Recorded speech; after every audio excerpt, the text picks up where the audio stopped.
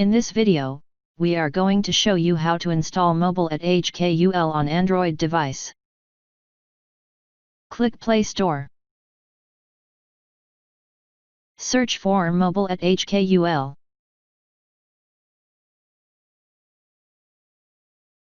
Click Install.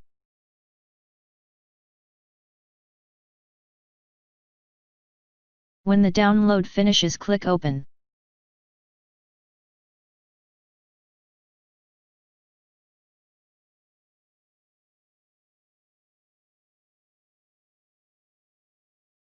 Select HKU affiliated if you are a HKU member, otherwise click Guest.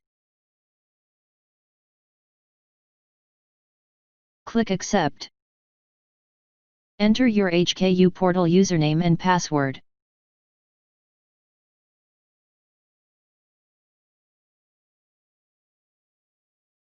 That's it. Enjoy. Thank you for watching.